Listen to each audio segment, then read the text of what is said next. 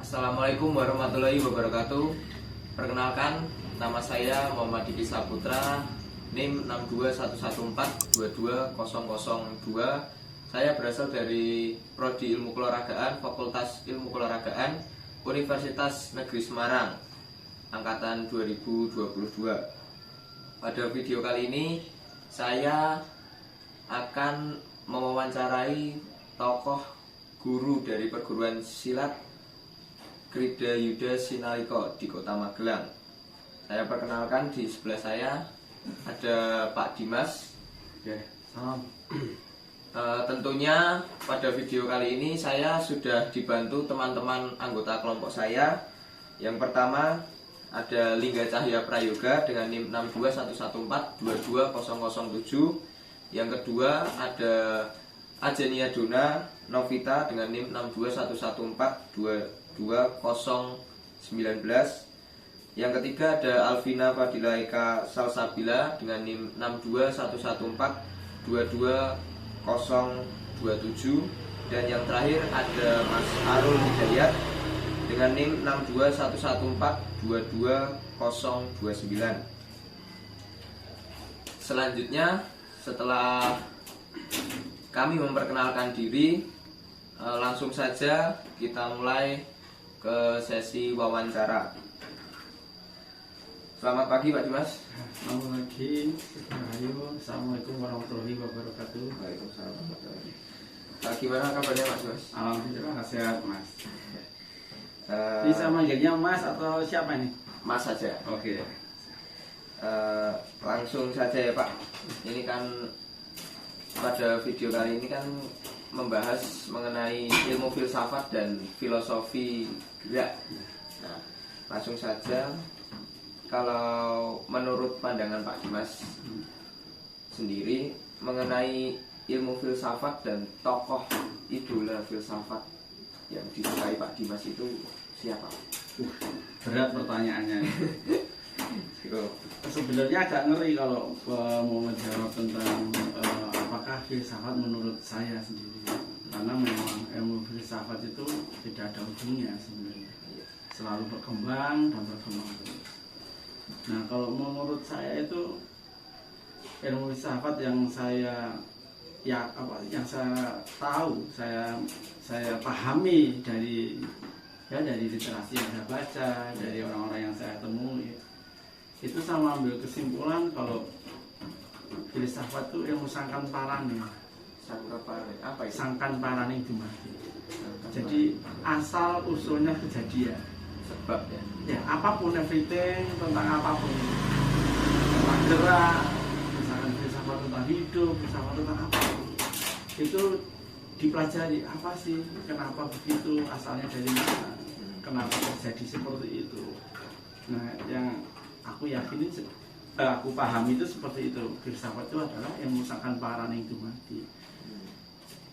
Jadi orang memikir dengan daya kekuatan pikirannya, ketajaman berpikirnya, dia memikirkan, oh ternyata ini, misalkan dia kalau tentang obat atau tentang minuman atau tentang tumbuhan yang dia bisa jelaskan sampai sedemikian rupa dengan daya pikir. Kalau menurut yang pernah saya baca atau pernah saya sampaikan, ilmu filsafat itu mencintai dan mencari sebuah kebijaksanaan untuk mencapai kebenaran. Ya, hampir ngeling, karena kan itu mencari ya, sangkan paraning dumadi itu ya, itu pencarian. Jadi sangkan paraning dumadi itu proses pencarian dari jati diri, pencarian dari ilmu tentang hidup, ilmu tentang gerak, itu pencarian. Kenapa kok seperti ini? Nah, itu kan pencarian. Kalau saya misalkan, Mas kenapa sampai tiba di sini? Ya karena ada tugas. Nah, ya, itu sangat parane. Asal usulnya Mas bisa sampai sini itu karena ada tugas. Kebetulan Mas kenal dengan salah satu murid saya, si Huda, akhirnya sampai sini. Nah, seperti itu. Itu sebenarnya kan emang berkembangnya di luar sana ya, ilmu filsafat itu. Tapi sebenarnya orang-orang Jawa kuno sudah memahami, sudah tahu lah tapi tidak dengan bahasa oh ini ilmu filsafat. Hasil pemikiran ya kan banyak prasasti, banyak kitab-kitab yang mungkin adanya di negara Belanda ya, di museum-museum mereka tentang bagaimana sastra-sastra tentang ilmu kebijakan leluhur ada semua. Cuman kita kan nggak keterbatasan lah ya, karena terbatasan bahasa, terbatasan waktu, kita nggak bisa mendalami hasil karya leluhur kita itu. Terus tokoh idola filsafat Pak Dimas yang dianut Pak Dimas? Kalau saya tuh sebenarnya tidak jarang menokohkan seseorang yang sehingga satu wah ini tokoh idola saya gitu kan. Satu tokoh itu bapak saya sendiri. Bapaknya sih ya. Kemudian bapak itu asmane bapak itu kan, nama bapak itu kan Empu Raden Samiyaji Nityanegoro, yang kebetulan bapak itu yang mendirikan perguruan ini. Keturunan keraton juga Pak? Apa? Ya kalau dari kekancingan itu dari apa? Kayak silsilah yang saya dapat dari keraton ya. Kita dari Habib II Hamengkubuwono II, Pangeran Sundoro. Nah, pemikiran saya, pengetahuan saya tentang gerak ya saya peroleh dari bapak. Tentang filosofi. Ya, jadi memang di kita itu justru kebanyakan setelah kita latihan, setelah kita ini ya kita duduk gini. Nama bapak sering duduk. Nah, di duduk inilah kita saling tanya jawab, saling diskusi atau kita membahas sesuatu. Jadi selalu membahas bagaimana menghadapi hidup yang hanya sekali ini. Di dunia ini hanya sekali ini hidup ini. Maka bagaimana menghadapi segala problema yang itu? Karena orang yang kuat, orang yang luar biasa itu orang yang berani hidup. Kalau berani mati ya Anda gantung diri, bunuh diri selesai. Tapi kalau berani hidup itu harus kita siap dengan konsekuensinya. Senang, susah, sedih, gembira, menderita, sakit hati dan sebagainya. Itu tantangan luar biasa. Jadi keberanian yang luar biasa salah satunya adalah berani hidup. Misalkan yang anak muda nih diputus cinta aja udah waduh mau mati ya gitu kan. Itu kebanyakan zaman sekarang ya kan. Wow, itu nggak makan seminggu, nggak mau kuliahnya hancur dan sebagainya. Cuma hanya hal sepele karena putus cinta lagi. Ya gitu. Makanya harus bisa dilatih. Nah di Sinariko ini dilatih bagaimana menguatkan pikiran kita, bagaimana menguatkan hati kita agar kita bisa tahan menghadapi rona hidup ini. Ada senang, ada susah, ada bahaya, ada ini semua. Karena nggak cukup di sekolahan nggak cukup ilmunya. Harus mencari sendiri pengalaman di luar. Harus sering ketemu sama orang, sering ngobrol sama orang-orang. Karena pengalaman itu tidak harus Mas Diki ngalami. Salah satu contoh, wah pengalaman di Bacok misalkan. Saya cerita, Mas, saya di Bacok itu sakit gitu misalkan. Yeah. Masa Anda mau ngalami di Bacok? Iya enggak. Enggak kan? Cukup hanya dengar dari orang bahwa di Bacok itu adalah ternyata wah membuatnya ada lukanya, harus rumah sakit dan sebagainya. Itu pengalaman yang kita tidak perlu mengalami. Tapi dengan Mas bertemu saya, bertemu orang lain, dengan berbagai pengalaman yang mereka sudah alami, itu menjadi khasana penambahan pengetahuan kita. Yang penting yang baik kita terima, yang buruk yang kita nggak bisa. Tidak perlu sampai kamu jelek nih, nggak perlu. Tapi cukup dengar kita salah.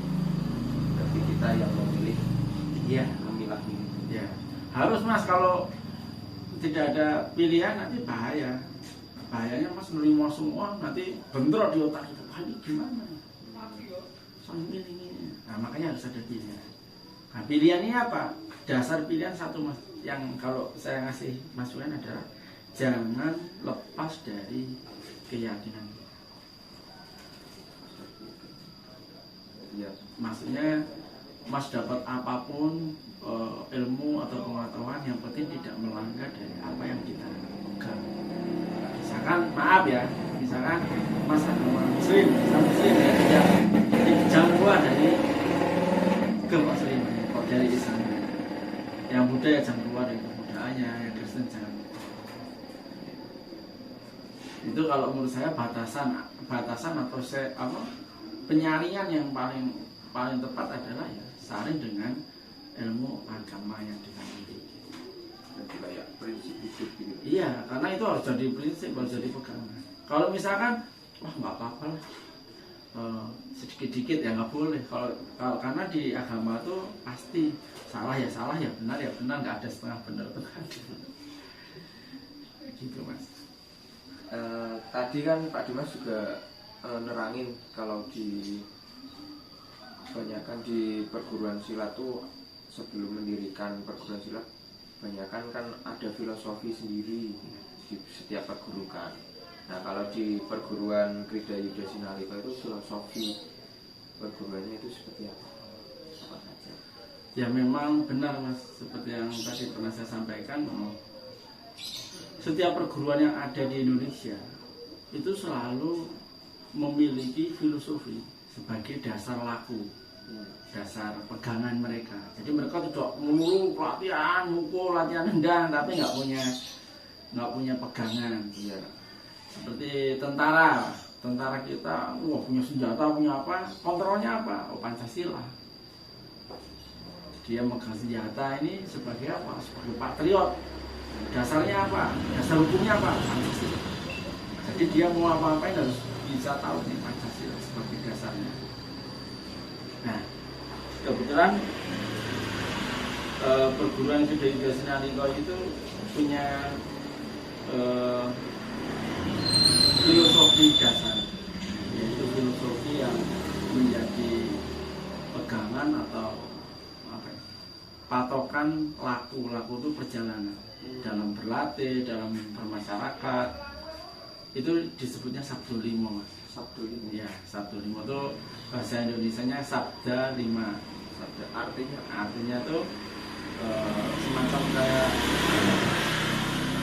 sabda itu suatu petuah perintah yang disampaikan leluhur kepada kita, kepada leluhur ya, itu yang ada jumlahnya ada 5. Nah ini boleh ya saya terangkan ya mas ya? Boleh. Sedikit-sedikit aja mas ya? Iya. Nah, ya, jadi gini, Sinalika itu berawal dari sebuah cerita asal usul manusia. Jadi gini, asal usul manusia yang kita bisa lihat loh ya. Jadi gini, manusia terjadi dari kasih dan sayang, yaitu antara bapak dan ibu. Wah enggak mas, contohnya ada orang diperkosa, gimana ya? Coba, maaf, ini enggak apa istilahnya enggak menghina ya. Coba berani nggak yang memperkosa itu dengan yang diperkosa itu wajahnya yang tidak karuan? Mungkin nggak? Hah? Atas dasar mesti cinta dan kasih. Ya, maksudnya bukan cinta kasih yang murni, tapi wah cantik nih. Ya, nah, ya seperti itu. Ya kan? Nah, tapi kita bukan membahas yang itu. Jadi dasar kita lahir di dunia ini karena adanya orang tua. Cinta kasih orang tua sedemikian ketika dia sudah dilegalkan punya agama karena atas ridho Allah, atas izin Allah, maka sang ibu. Kira-kira kehamilan itu berapa bulan? Tahun? Nah, 9 bulan, kurang lebih 9 bulan, bisa lebih 5 hari sebulan. Nah, selama 9 bulan itu kita bertapa nih di dalam perut. Loh iya, kita nggak boleh makan sate, nggak boleh makan, tapi kita bisa merasakan sate, bisa merasakan dunia, tapi hanya apa? Sayangnya. Nanti yang baiknya aja yang masuk ke kita, sewaktu di kandungan. Setelah lahir, nah lahirnya kita itu kita ambil, jadi bayi itu di dalam itu ada gini, sikap komo, sikap itu bentuk komo itu adalah bayi. Nah, sikapnya tangannya gini. Ini salah satu bentuk lah. Jadi ketika lahir tangan, nah, jadi dasar Sinalika yang Sabdo Limo itu diambil dari filosofi ini. Ada ibu jari, ada telunjuk, telunjuk, ada jari tengah, jari manis, ada kelingking atau jempol ya istilahnya. Nah, satu itu dilambangkan dengan ibu jari, yaitu jempol. Itu manembah Gusti ingkang maha suci ora kagem pameran, ananging kagem. Nah, jadi menyembah kepada Tuhan yang Maha Suci, Maha Tunggal, Maha Esa. Itu bukan untuk ini loh, aku memamerkan dirinya sendiri. nah, Bahwa kita tuh misalnya kalau agamanya Islam kita tuh Islam. nah Bukan gitu. bukan maksudnya ini loh yang terbaik misalkan. Pokoknya aku paling gede, Kan. ini paling banyak umatnya, paling gini. Terjadinya apa? Perang. Wah, yang sana ngomong, wah aku kan agama yang tua, yang terdahulu, wah nggak ada cocok-cocoknya. Karena untuk selalu untuk ini. Coba kalau ini menjadi pegangan hidup, wah itu anak luar biasa loh. Sholatnya rajin, ibadahnya bagus, ininya bagus, wah ini top. Nah jempol itu dari orang, bukan dari diri, bukan gini, tapi hebat orang. Orang yang memberikan penilaian terhadap. Nah itu mas. Begitu juga dengan yang lain. Yang agamanya Kristen ya, monggo, rajinlah dengan keyakinannya. Yang agamanya Buddhis ya monggo. Jadi kita tidak perlu istilahnya ikut-ikut di sana. Kita harus punya, oh ini agamaku, yang aku pegang itu. Tapi kita nggak perlu menjelekan yang lain. Monggo, karena itu pilihan sendiri-sendiri. Itu keyakinan masing-masing. Kita nggak perlu masuk ranah sana. Yang perlu kita perhatikan gimana saya sudah sesuai enggak dengan keyakinan saya ini, sehingga saya bisa mendapatkan Jempol dari bukan nyari, tapi memang bisa muncul karena apa yang kita lakukan. Jadi apa yang kita yakinin ya sesuai dengan apa yang kita lakukan. Nah, yang kedua ini terunjuk itu kata-katanya adalah berbakti nyata kepada kedua orang tua, ngabekti nyata tumuju wong ngatuwa karo, amarga handumadi sira ana ing donya lumantar ibu bapak. Jadi berbakti nyata kepada kedua orang tua karena terjadinya kita di dunia ini lantaran ibu. Nah, wujud berbakti itu gimana? Wah macam-macam. Kalau kamu memang punya harta, benda, menjadi orang sukses, ya monggo dengan itu. Kalau kamu nggak punya apa-apa, terus kamu bisanya hanya mijitin, nggak apa-apa, mijitin aja. Atau hanya sekedar bisa nemenin, ya temenin. Berbakti itu tidak harus, wah nggak punya uang. Misalkan aja, bapak lagi makan, tiba-tiba tersedak. Kamu tahu, wah bapak kalau makan pasti tersedak gitu. Sebelum disuruh sudah disediakan. Karena bahaya. Kalau orang yang tersedak itu punya sakit jantung, iya bisa langsung kena serangan jantung, tersedak langsung bisa. Tapi karena perhatian mas terhadap orang tua, wah ini bapak mau makan, ini lagi. Alhamdulillah anak, untung kamu udah sediain minum, kalau enggak nih gimana nah? Rasa syukur bapak akhirnya doa itu tak tunggu. Nah itu yang luar biasa seperti itu. Jadi rasa berbakti pada orang tua itu bermacam-macam ya. bentuknya. Nah tapi harus garis bawahnya dinyatakan, diwujudkan. Tidak boleh diangan. Saya kepengen berbakti orang tua, tak bawa umroh, tak bawa. Ya itu ayangan dia gak jadi, nggak boleh. Jadi makanya dari sekarang kita harus, kalau masih orang tua komplit ya kita sebisanya. Dan itu harus nanti kalau kita punya anak kita tunjukkan juga, ini loh nenekmu, maka kita berbakti. Misalkan maaf, misalkan yang sudah meninggal ya datang ke pusaranya, ke makamnya, bersih-bersih. Mau ke makam ini enggak, itu wujud berbakti sebenarnya. Ya kalau orang udah meninggal ya kita nggak bisa datang ke alam sana, kecuali kita juga ikut meninggal. Ya karena kita nggak bisa, alam kita sudah beda.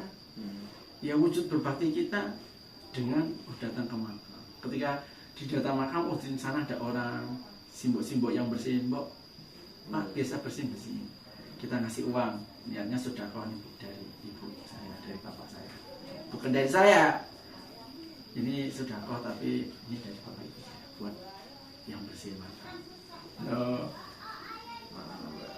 Nah seperti itu Mas. Tapi kita kadang-kadang kan udah anti, udah apa, udah wah ini gak apa, monggo lah. Tapi kalau saya punya keyakinan, kalau bapak saya kan kebetulan nggak ada, wah saya kalau kangen ke bapak ya datang ke makam, bersihin, mendoakan. Kalau kebetulan ada ini ya seperti tadi, oh ada yang bersih-bersih. Nah terus yang ketiga itu diwujudkan dengan jari tengah atau jari apa? Tumunggul kalau orang Tumunggul. Ya, karena paling tinggi kan. Jadi tumunggul. Paling tunggul. Ya, kata-katanya gini. Jagat cilikmu yo badanmu. Jagat cilikmu yo badanmu. Ya. Kairenan ing rah manungsa. Ana ing urip iki aja tilar rasa kamanungsan. Trapno iku marang apa lan apa wae. Jadi gini, badan kita ini, jagat ini, badan kita ini disebut juga sebagai dunia. Jadi apa yang ada di dunia ini ada di tubuh kita. Makanya ada orang ngomong makro dan mikro gitu. Kalau orang Jawa ngomong jagat cilik, jagat gede. Ini jagat besar, ini jagat kecil. Nah, hidupnya tubuh ini, raga ini, itu ada yang disebut darah yang mengalir di kita. Nah, dari darah yang ada di tubuh kita ini, DNA kita dari leluhur kita sampai sekarang ini, yang membedakan kita dengan makhluk ini, yaitu apa? Dilengkapi dengan akal dan rasa.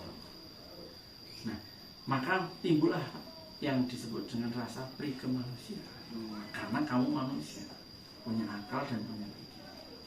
Nah, jangan sampai kamu meninggalkan rasa pri kemanusiaan terhadap apa? Siapapun dan apapun. Teman, saudara, tumbuhan, hewan, bahkan terhadap anjing, babi, atau apa yang kita maaf di musim diharapkan, kita nggak boleh semena-mena. Jadi jangan sampai meninggalkan rasa kemanusiaan. Misalkan ada semut nih, wah semut, oh langsung dia. Nah, ada gimana nih biar semutnya, oh kasih gula sebelah sana biar semutnya pindah misalkan. Oh ada anjing nih di depan rumah, oh gimana ya biar bisa pergi, nggak perlu dilempar. Nah, rasa kemanusiaan ini, rasa kemanusiaan ini yang kadang-kadang zaman sekarang udah tergerus. Lu gue mengikuti gara-gara nggak peduli dengan lingkungan, kurang peka, kurang apa ya? Ya tadi udah nggak kayak manusia lagi. Tetangganya nggak makan ya cuek. Oh iya, kalau dulu saya pas waktu kecil itu tetangga depan rumah itu kan ada namanya Mbah Martoyo, depan rumah persis.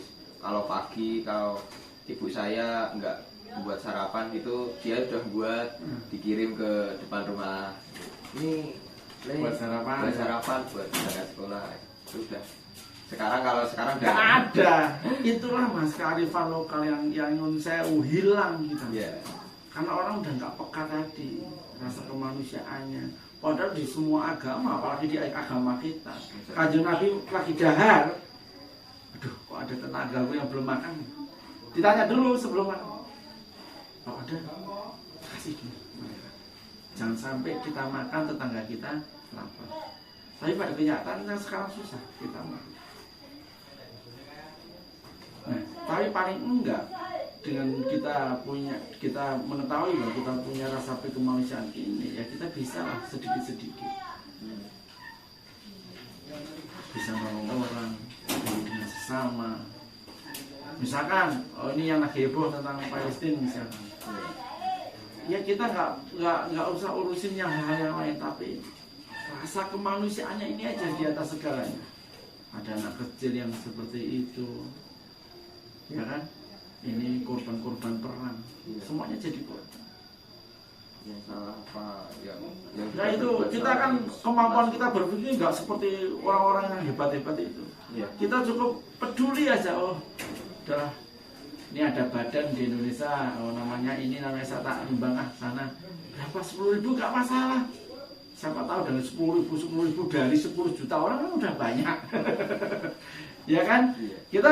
Kita nggak tahu, oh, saya cuma 10.000 tak. Siapa tahu dengan niatnya Mas, satu Magelang tergerak nyumbang 10.000 semua. Iya. Hampir 20.000 orang Magelang misalkan. Wah, luar biasa kan? Jadi tadi yang ketiga poinnya ada rasa prikamsa. Ojo tilar rasa kamanusanira trapno iku marang apa lan apa. Itu yang ketiga. Yang keempat, aku siro-siro dudulian. Kata-katanya gitu.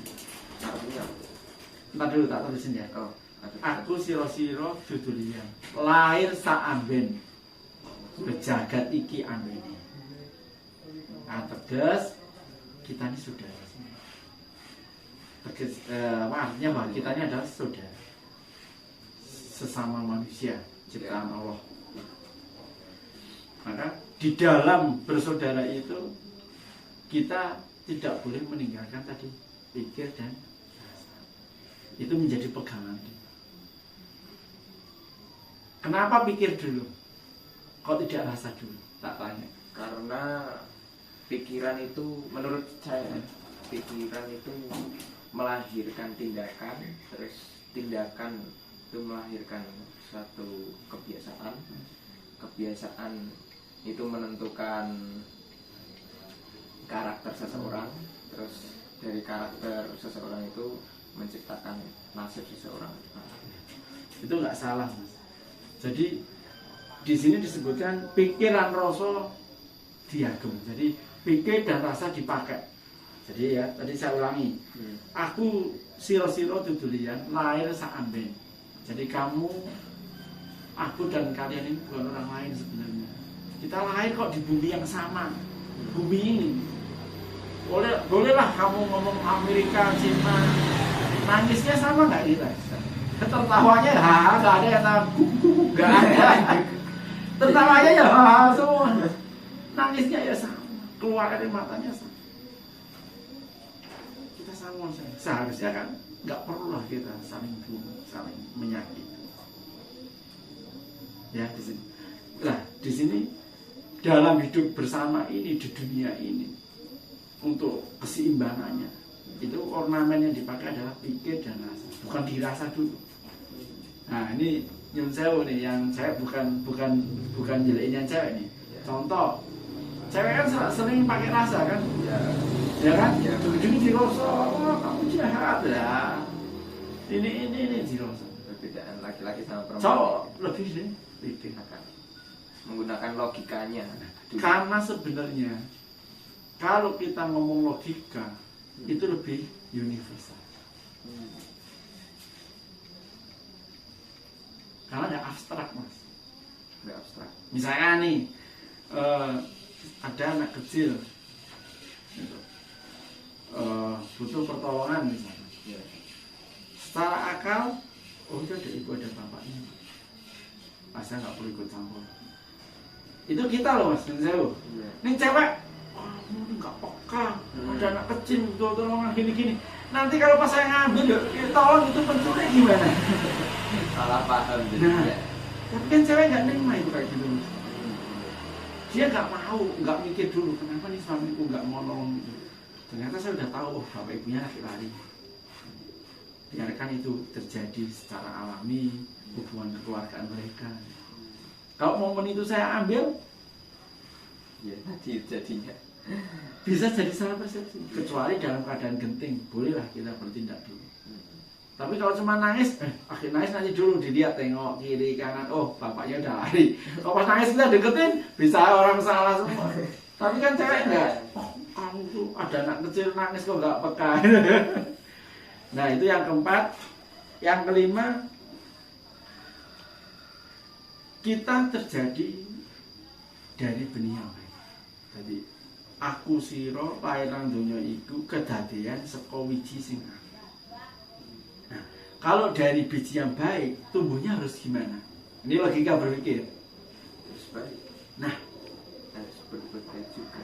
nah, karena tumbuh dari yang Baik. baik. Bapak ibu ketemu, kita tumbuh lahir komplit, alhamdulillah ada mata diberikan sama Allah. Kalaupun maaf ada teman-teman kita yang difabel, itu bukan kekurangan, tapi menurut aku kesempurnaan yang kita sendiri nggak memiliki. Kesempurnaan yang dia dapat yang dari Allah itu seperti itu. Sempurnanya kita kayak gini, tapi sempurnanya dia yang diberikan oleh Allah. Bukan malah kita menjudge gitu Ya, kekurangan. jangan. Jadi yang kelima itu kita terjadi dari benih yang baik, maka tumbuhnya harus baik. Harus supaya baik gimana? Kembali ke kita. Nah, ini dasar semua ilmu yaitu pikir. Jangan rasa dulu, kok dirasa nggak, nanti banyak nggak jadinya. Orang usaha kebanyakan berpikir di apalagi orang-orang yang kuliah semua pakai hitungan. Nah setelah hitungan jadi semuanya baru di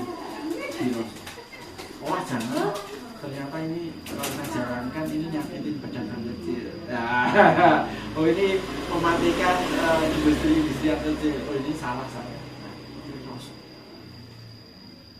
Kalau secara pikir nggak masalah, usah bisnis saya sendiri kok. Boleh. Tapi ketika dikembalikan ke rasa, oh ya, kalau saya jadi itu tiba-tiba tak usul, tiba-tiba tak singkirkan. Nah harus ada solusinya. Kalau ini mau saya jalankan, solusinya. Nah ini dari buah pekerti yang baik. Kalau kita dari biji yang baik, maka kita harus baik. Baiknya gimana? Ornamen dari pikiran. Karena ini yang membedakan kita dari makhluk yang lain, yaitu punya pikiran. Malaikat punya pikiran, akal pikiran. Dia hanya punya kepatuhan pada Allah. Makanya manusia diangkat derajatnya menjadi makhluk yang sempurna. Itu yang membuat iblis jadi iri sama kita. Karena kesempurnaan kita dia ada. Pun kesempurnaan akal pikiran ini menjadi bumerang juga buat kita. Kalau kita tidak punya pegangan hidup, dengan pikiran dia jahati orang, nipu orang, bohongin orang. Jadi kekuatan pikiran ini luar biasa. Maka harus didasari laku utomo tadi yang kita sebut sabdo limo ini. Kayak gitu. Nah itu sekilas 1 sampai 5 ya, yang kita sebut sabdo limo ini menjadi dasar dari perguruan kita. Setelah kita bisa wah tantem gue, oh ini ingat tadi, oh iya kamu sama aku bukan orang lain, wah salaman aja. Ini kalau bidawel ya. Kalau tantem wah besok, aduh aku lewat sana nanti kalau ketemu gimana. Nah, kayak gitu. Nah setelah kita dilatih secara fisik kuat, ini menjadi kontrol dalam kehidupan saya. Pegangan ya, jadi pegangan dalam kita bersosialisasi di masyarakat. Nah bisa nggak nanti pegangan yang kita ini dapat dari perguruan kita terapkan di masyarakat? Monggo temukan jawabannya ketika kamu hidup di masyarakat. Banyak ada beberapa kejadian murid datang itu biar lama itu, Mas, terima kasih dulu pernah dinasihati, pernah diberikan wawancara ini untuk pas saya kemana ada masalah kok bisa terpecahkan, hanya saya ingat kata-kata itu. Lucu kejadiannya. Gimana? Ya maksudnya pernah ini muridnya bapak ini ketemu saya. Muridnya bapaknya. Ya.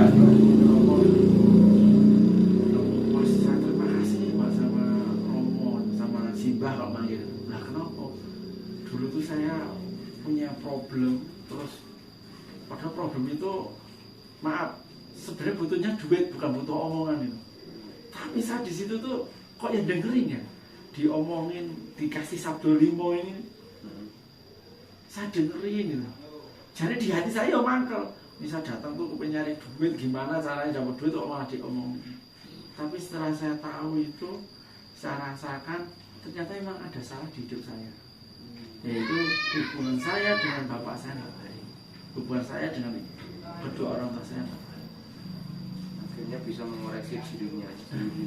Nah dari dia memperbaiki hubungan dengan orang tuanya ini kok masalah yang dia hadapi itu kok terselesaikan begitu saja. Tentang masalah uang tadi. Iya, tentang kebutuhan uang yang banyak menurut dia untuk bisnisnya dia dan usahanya dia, tapi terselesaikan aja ketika dia memperbaiki hubungan dengan orang tua. Itu kan di sini kan segitu dahsyatnya sebuah kalimat, sebuah kata-kata. Itu contoh kecil lah. Tapi kalau saya sendiri memang megang. Kalau saya punya murid pun selalu, kamu kalau mau berlatih di Sinaliko harus ada izin dari orang tua, minta pengestu dulu sama. Nah setelah itu kenalkan orang tua kamu dengan saya. Oh harus begitu Pak. Ya, karena apa? Yang saya latih itu adalah anaknya orang. Kalau saya nggak kenal orang tuanya, kita nggak ada diskusi nih. Kak sama Buddha nih, karena saya kenal sama bapaknya, ibunya enak, bapaknya sering kesini. Jadi kita sebenarnya, wah ini udah gini mana mas ya, gini. Dia bisa menyampaikan ke aku sesuatu hal yang harus disampaikan ke Buddha. Saya juga bisa ngomong ke mereka. Jadi kita sama-sama nih gedein anak kita. Makanya di sini tidak ada murid, ada putro. Disebutnya putro. Putro itu anak. Jadi kayak mas misalnya datang ke sini jam berapa aja monggo, asal saya di rumah bisa mau latihan atau mau duduk ya saya buatin kopi ya kan. Mau latihan ganti baju kita latihan. Gitu mas. Ya, iya sih. Wah ini kayak sponsor nih mas. Jadinya buat seger-seger aja. Dari tadi kan udah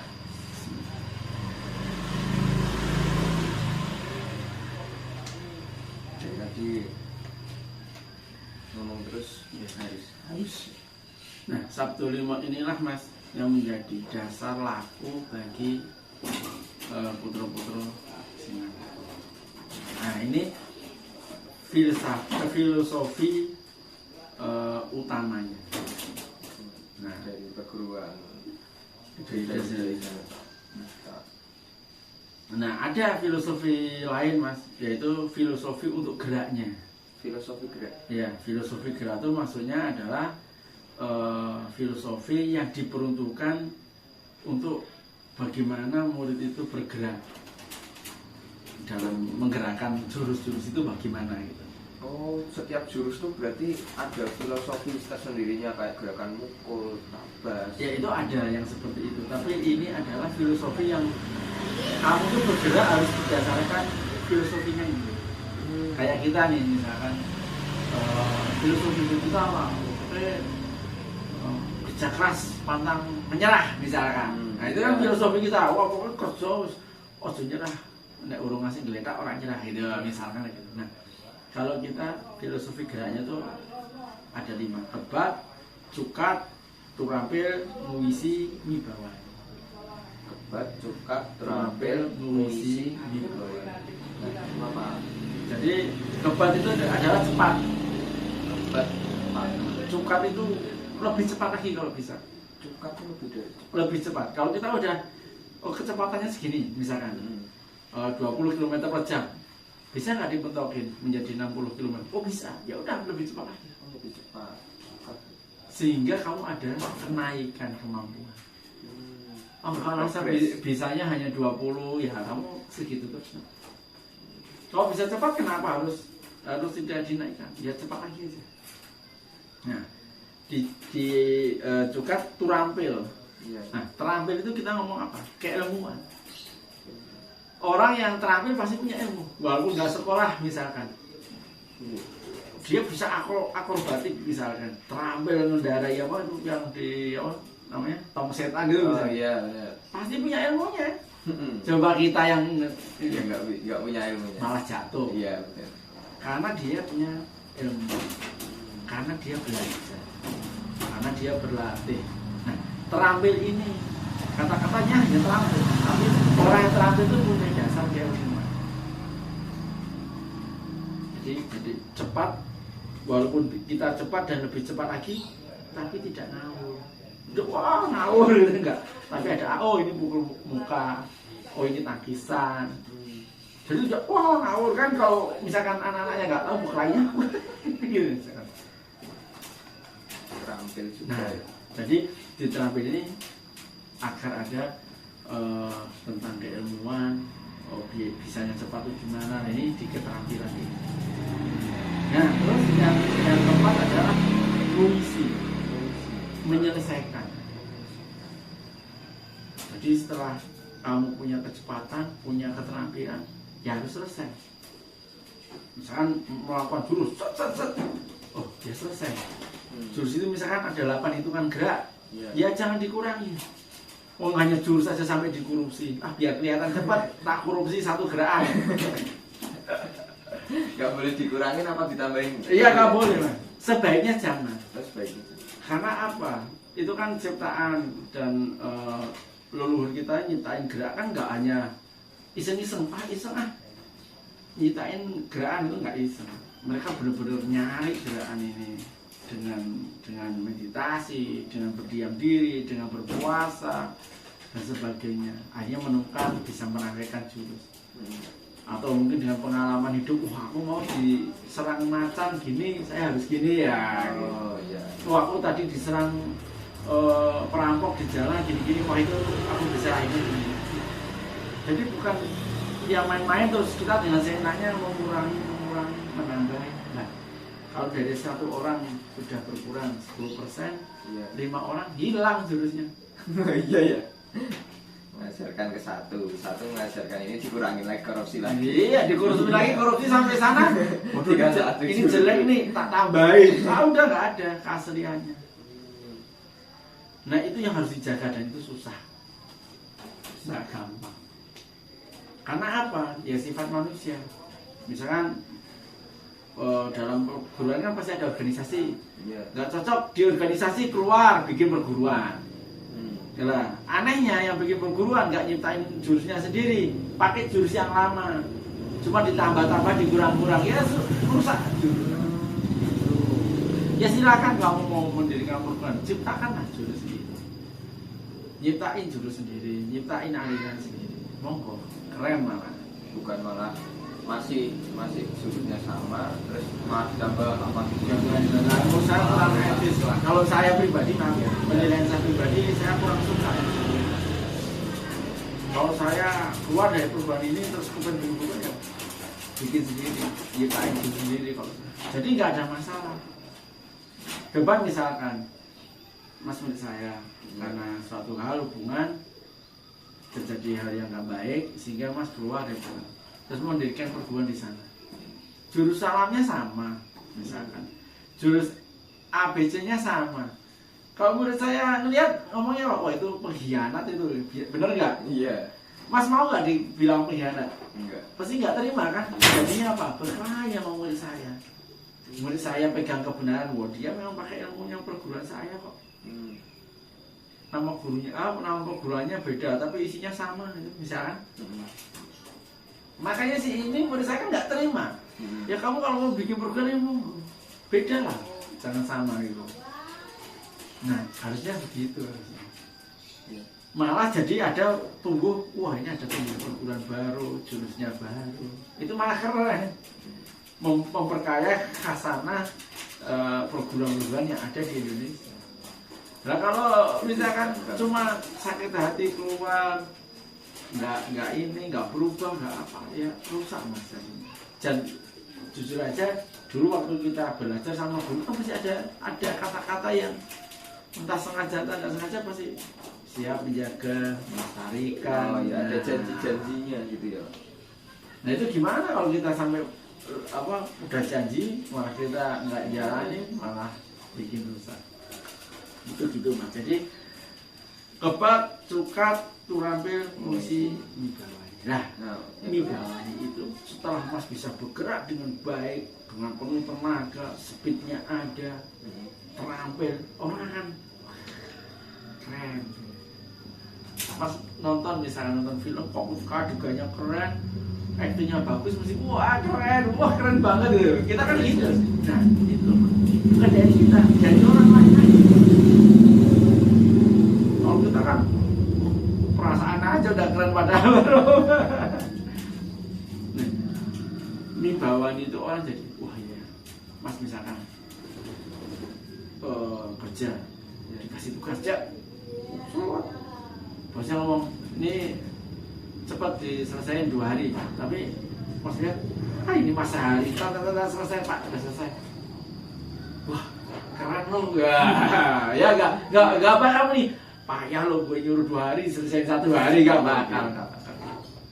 Nah, orang jadi respect, wah dia keren, nggak mendapat kerjaan, diselesaikan dengan baik, tidak ada yang salah, cepat, ininya bagus, datanya keren.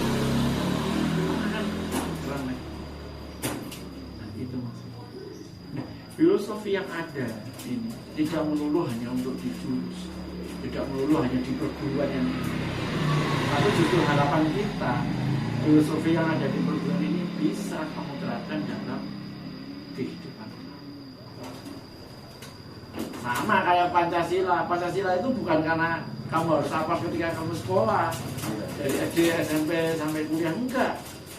Selamanya, selama kamu menjadi orang Indonesia dan bertanah air Indonesia, ya seyogianya Pancasila itu kamu ngerti dan diwujudkan. Orang Pancasila itu kayak apa?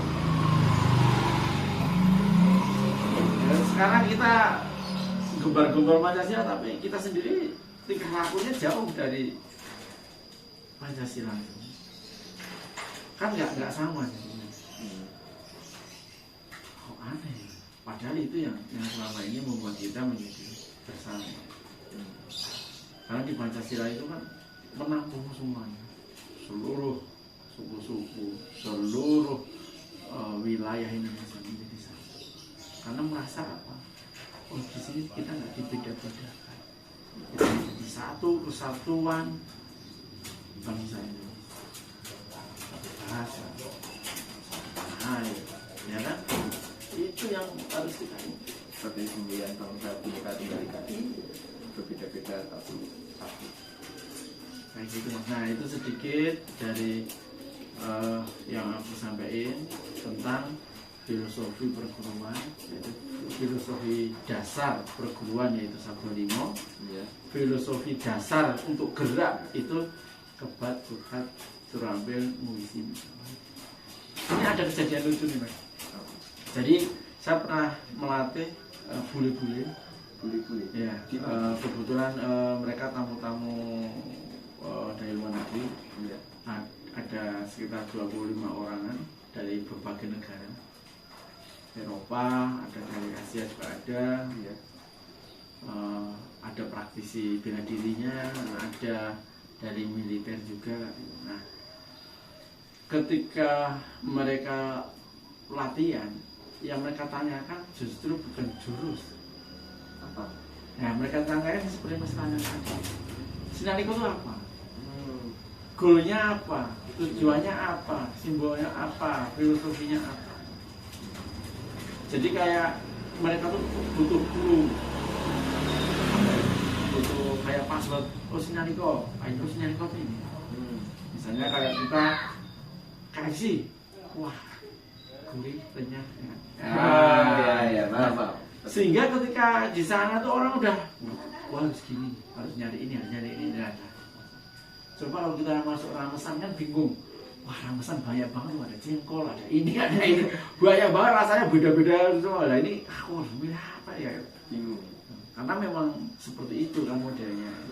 Tapi kalau kita KFC kan ya emang, ya itu kayak ayam goreng yang seperti itu kan. Mau di mana aja mau ayam goreng, oh ini bukan KFC. Nah, yang ditanyain itu. Nah, saya jawabnya apa?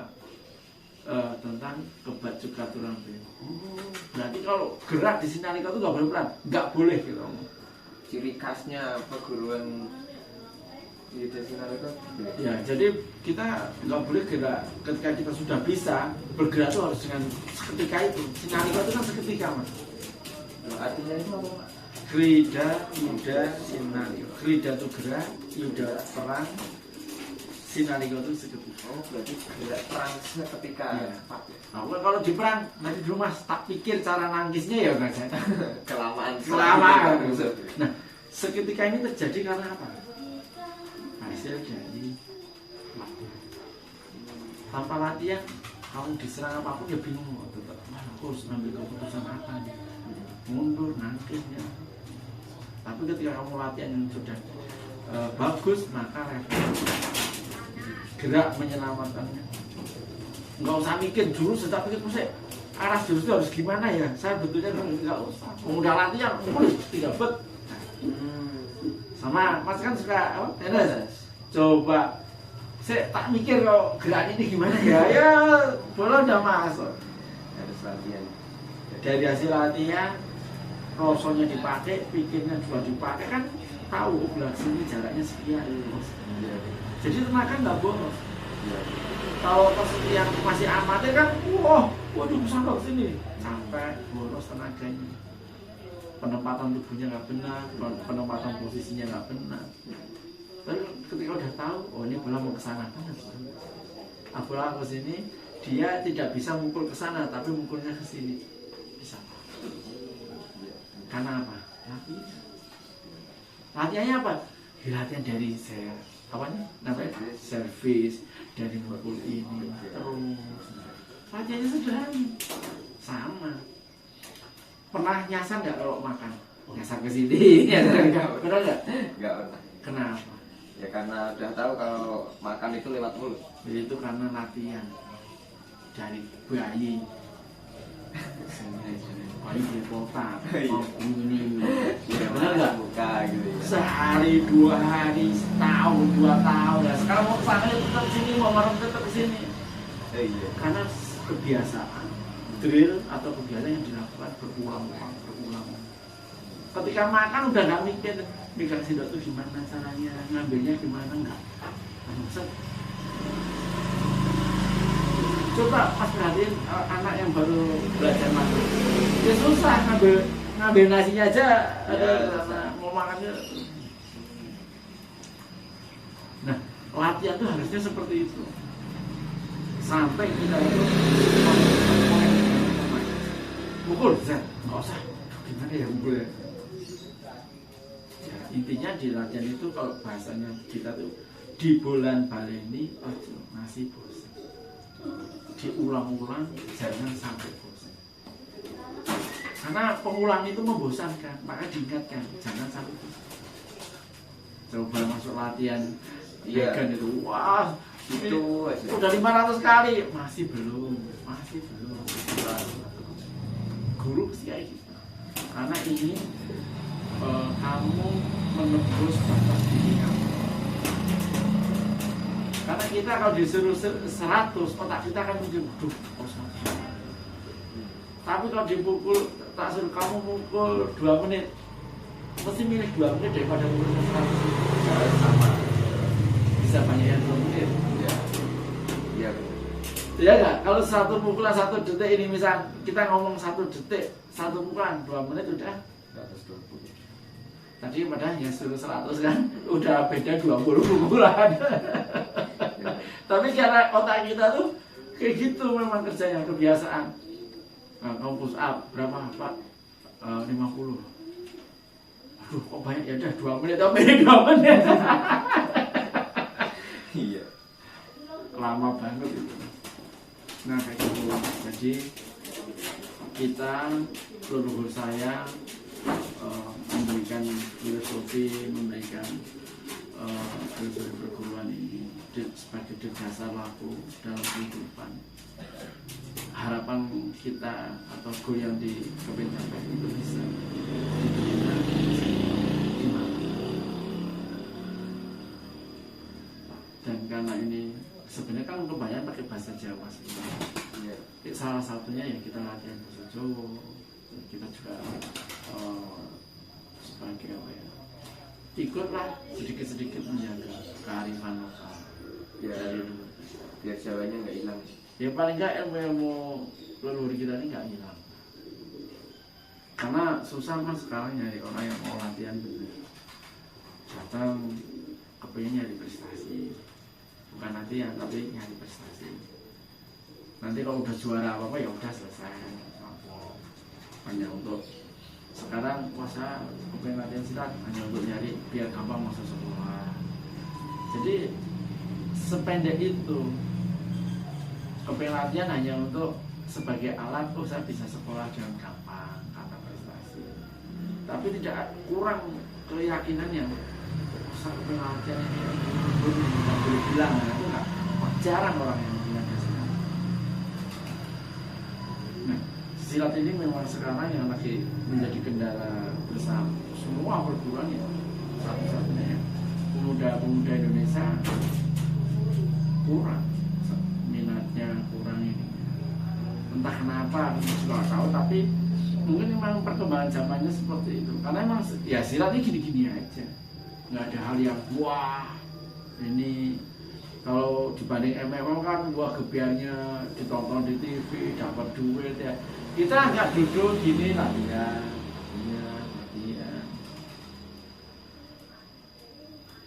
latihan kayak gitu mas. Jadi ini kurang lebih yang aku sampaikan tentang filosofi atau kalau kita ngomong yaitu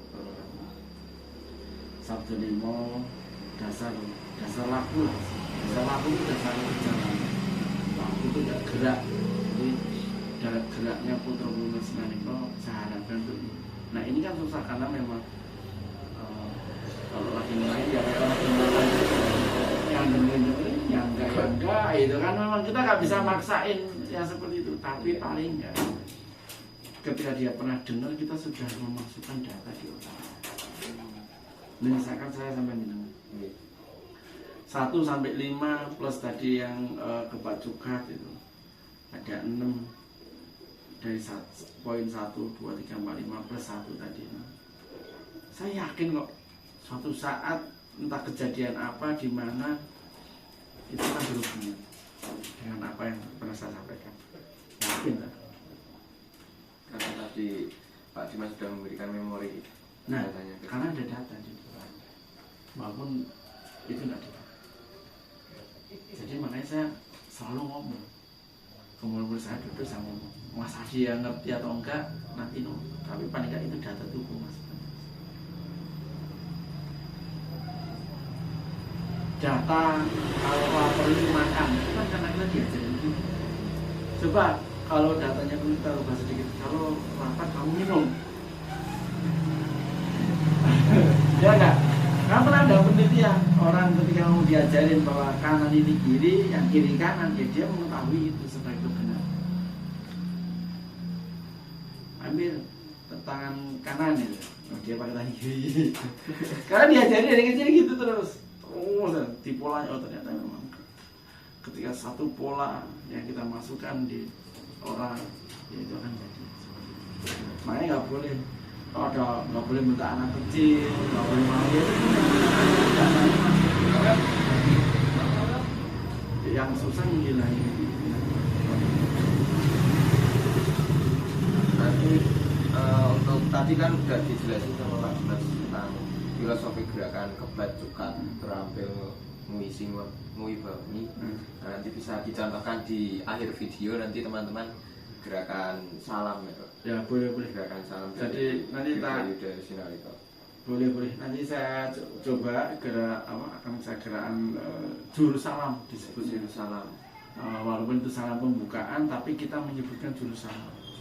Jadi seminim-minimnya Putra Sinaniko yang baru belajar jurus salam saja sudah bisa jurus. Iya. Sudah ada tangkisan, ada jurus, ada langkah. Itu minim-minimnya gitu loh. Yeah. Walaupun saya belum pernah latihan jurus, enggak, kamu sudah pernah, tapi kamu nggak nyadar. Di Muslim, Assalamualaikum warahmatullahi wabarakatuh itu doa nggak? Doa. Nah.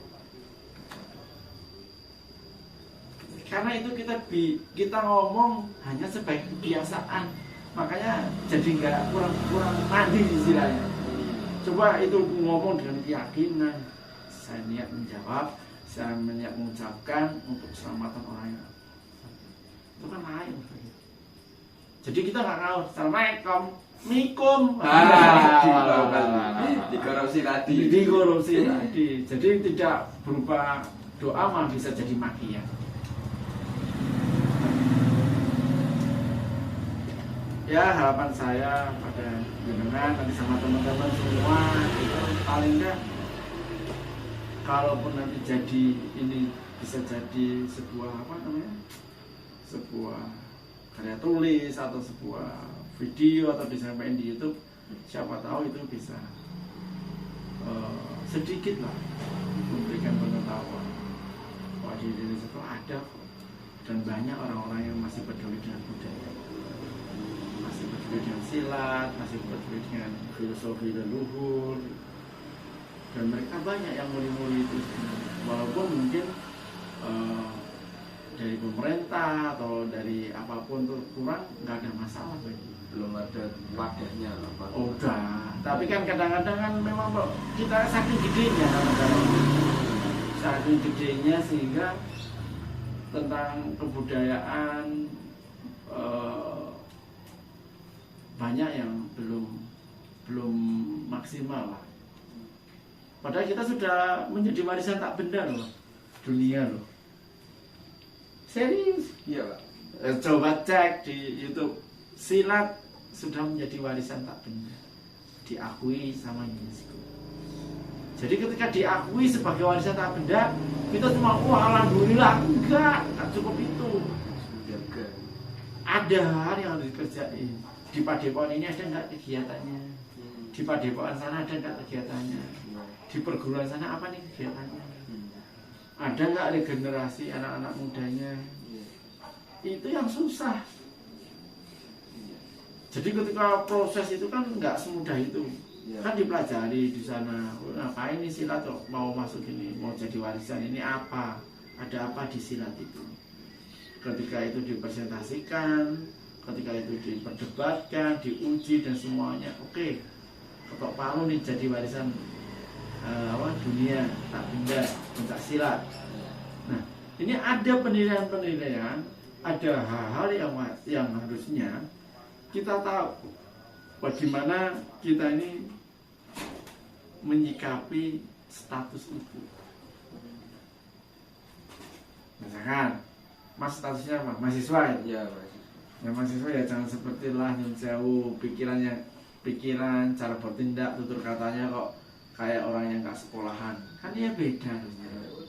Sistematis, apalagi mahasiswa mahal. Nah, apalagi namanya aja mahal udah.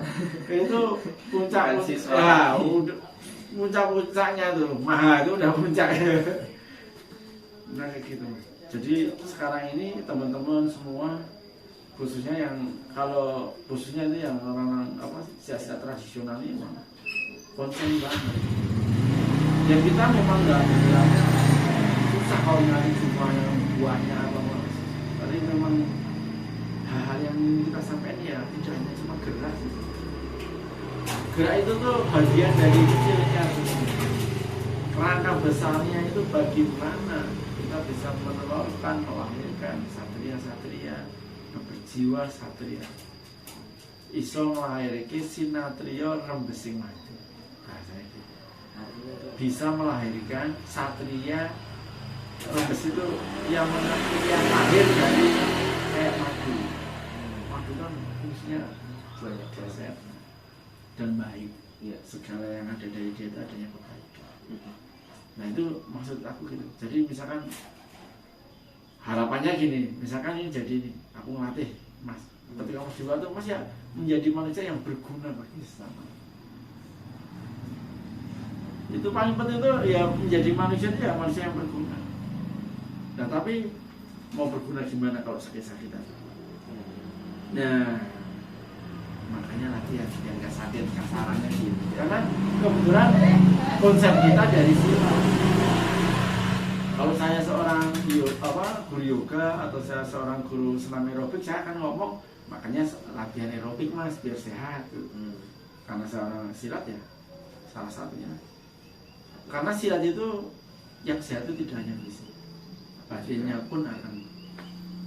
Jadi bagaimana menguatkan raga ini yang hanya satu yang diberikan nama Allah, pun bagaimana menguatkan batin kita akan semakin kuat terhadap ketentuan takdirnya Allah.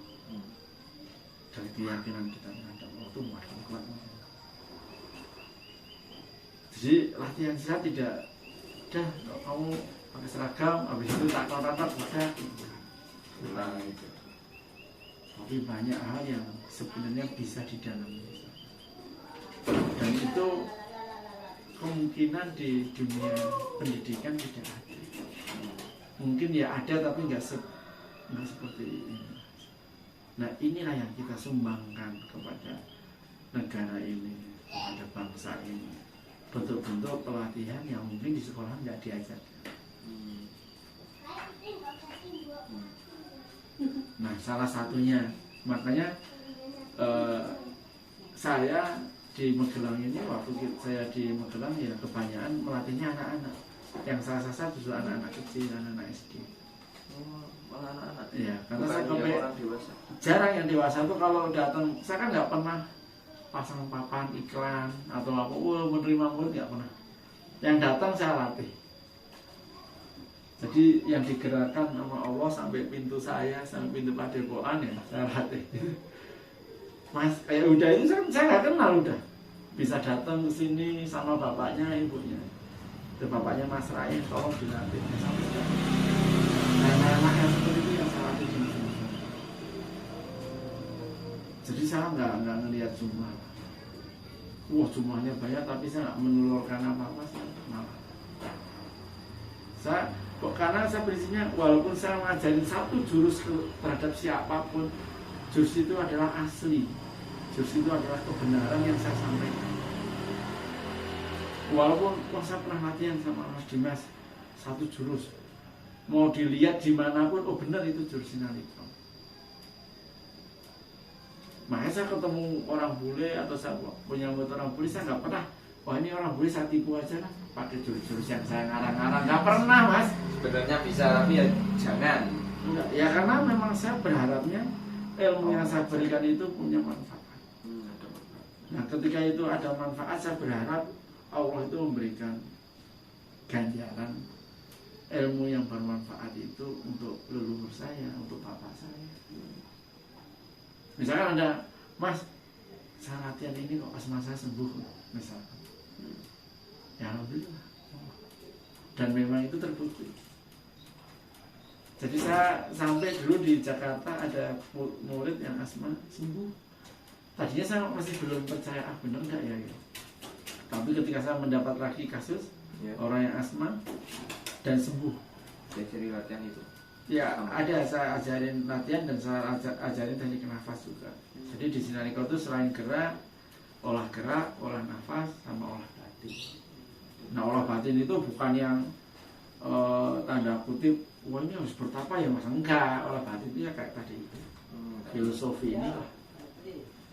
Karena apa? Ini pelajaran batiniah sebenarnya. Pelajaran mengenai bagaimana batin kita memikirkan baik dan memberikan rasa merasakan paham. Jadi setelah raganya kuat, fisiknya kuat, ya, nafasnya dikuatin, batinnya dikuat. Makanya, jadi ketika produk ini jadi, mas sampai manapun tidak akan istilahnya, wah ini gimana ya? Tetap udah pede, karena udah yakin ada yang aku pegang. Makanya zaman dulu tuh orang nyebutnya bukan wah lo berasa bela diri itu, tapi lo punya pegangan ya. Tapi sekarang konotasinya pegangan itu adalah jimat, padahal bukan itu. Pegangan itu adalah kalau bahasanya menterengnya ada skill yang dia.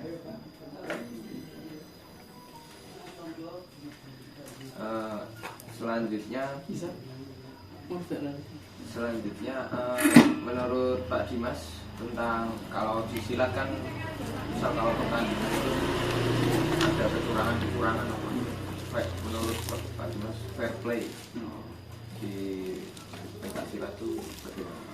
Kalau sebenarnya umum lah ya kejadian gitu. Jadi di setiap pertandingan ada hal yang tanda kutip curang, atau tanda kutip kurang apa? Ya kurang memuaskan dalam segi penilaian, karena faktornya adalah SDM dan berantai lagi, misalkan ini peraturan dari pusat ini dari bawah sampai bawah penangkapannya berbeda-beda. Nah, kecurangan itu seharusnya nggak terjadi, seharusnya kalau pegangan tentang prinsip-prinsip. Masa Satria curang? Ada ya Satria sportif. Iya, katanya Satria kok curang, ya harusnya malu lah. Seharusnya yang saya lihat karena keakuan.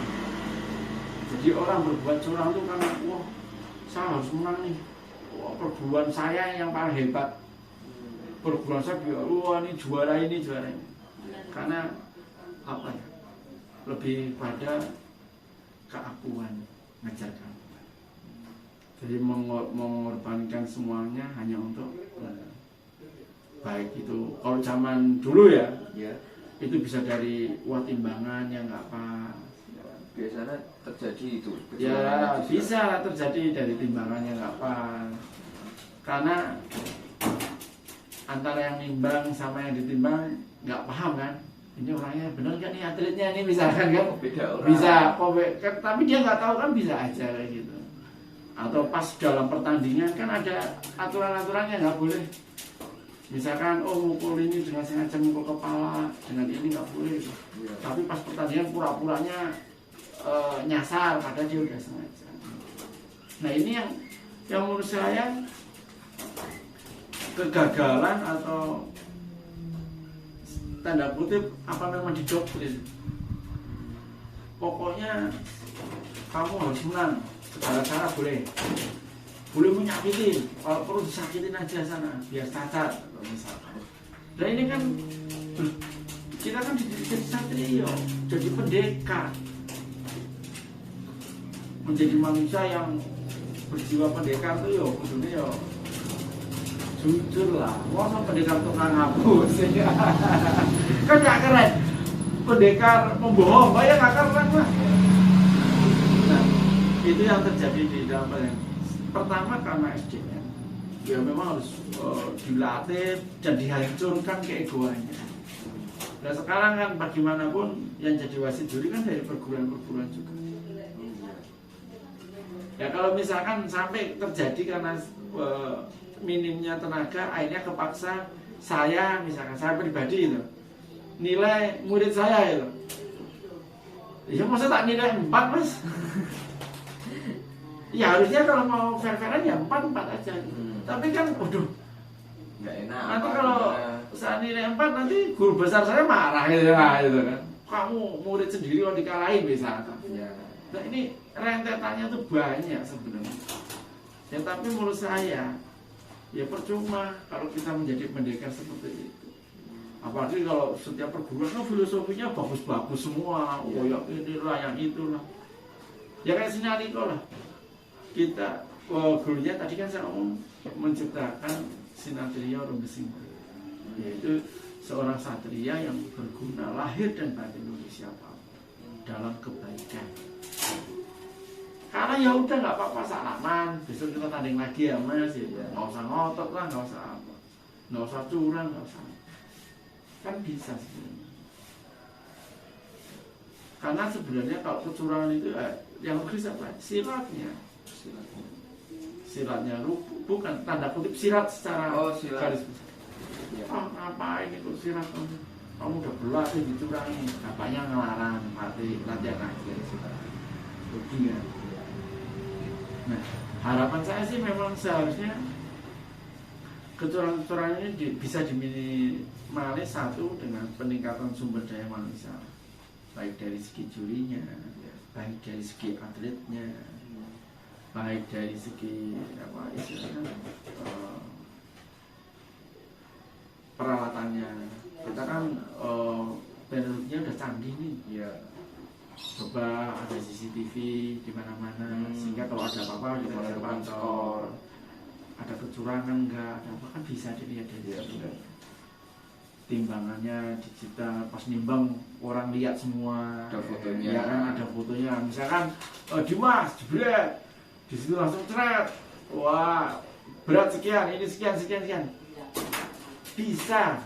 Masa nggak bisa sih? Itu hal yang mudah menurut saya. Kalau zaman sekarang loh ya, dengan teknologi yang sudah ada ini kan udah. Nah, dengan peningkatan sumber daya dari segala arah, baik itu manusianya, sumber daya sarana dan prasarananya, nah, kecurangan-kecurangan itu bisa dikurangi.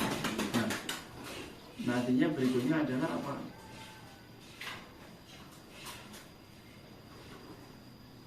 Istilahnya menyebarkan semangat, istilahnya gini, kayak itu, kayak orang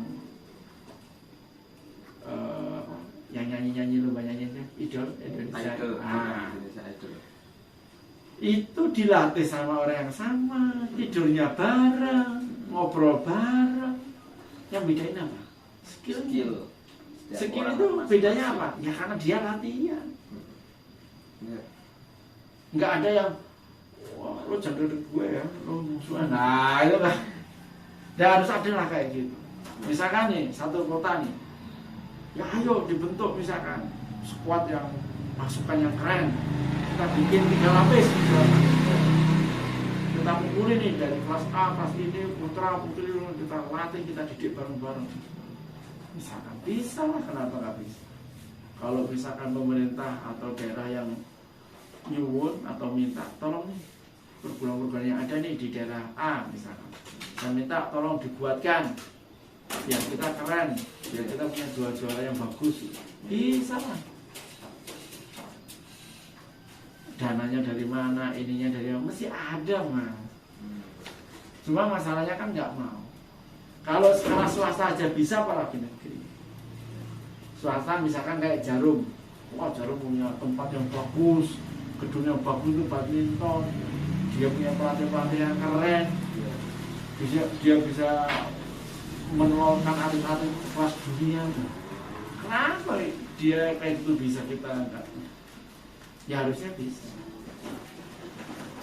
Cuma kalau keakuannya tinggi, bisa harus perguruanku dulu. Nah itu harusnya sering terjadi di Indonesia itu. Justru harusnya gini, oh ini perguruan yang kurang mampu, ya ditatangin lah misalkan. Kamu kurang apa, kamu butuh apa, kan harusnya begitu. Ayo kita bantu promosi, ayo kita cariin orang promosi pariwisata apa misalkan. Oh kamu bisa apa aja ini gini, kan gitu harusnya. Dan jangan juga diberikan kesempatan yang seluas-luasnya di dalam segala lini di Indonesia untuk silat misalkan, karena kita kontennya silat. Lah kita lucu film misalkan salam tentang misalkan tentang film sejarah Majapahit misalkan, yeah. Jurusnya karate sama taekwondo. Kayak gitu mas. Nah itu sedikit lah yang aku sampaikan seperti itu mas, tentang perguruan, tentang filosofi. Kalau yang masalah kecurangan-kecurangan itu ya tadi itu seharusnya penekanan terhadap filosofi, terhadap kebanggaan lah sebagai seorang pendekar itu harus bagaimana, harus berjiwa satria, itu harus tetap ditanam. Jadi harapannya Pak Dimas ke depannya itu silat itu diperbaiki sumber daya manusianya. Ya sumber daya manusia juga sumber daya dari sarana pendukung lainnya lah. Jadi kita tidak cukup ketika manusia baik, sarana prasarannya tidak memadai, ya nggak mendukung.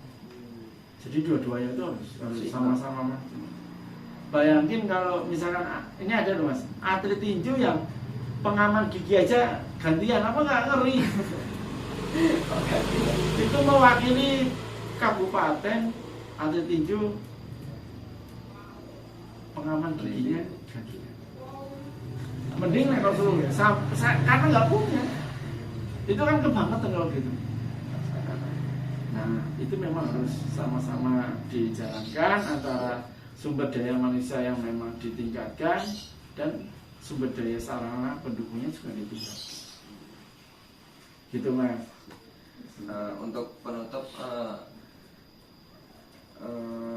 filosofi dari Pak Dimas sendiri, maksudnya untuk petuah lah, pitutur penutup. Kalau saya hampir ya sama lah sama yang sudah disampaikan leluhur sebenarnya. Jadi kalau saya tuh punya filosofi hidup tuh ya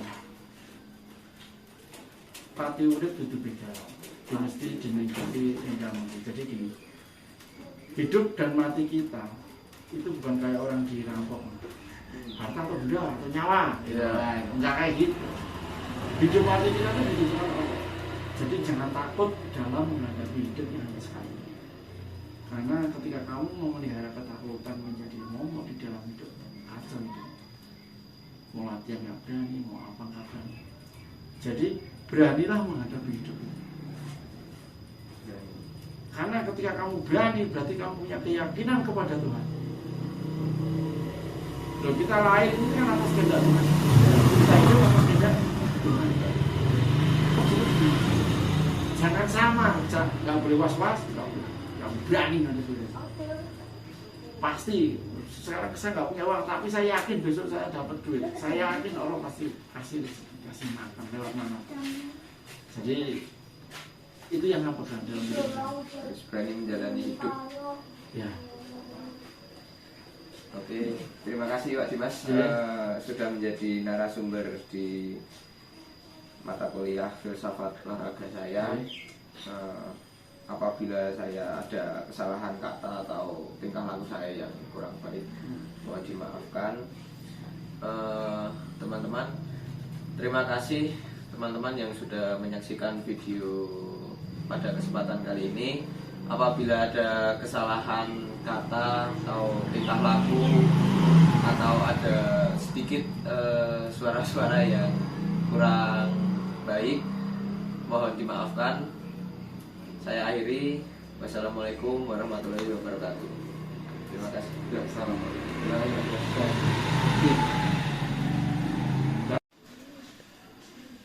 Salam.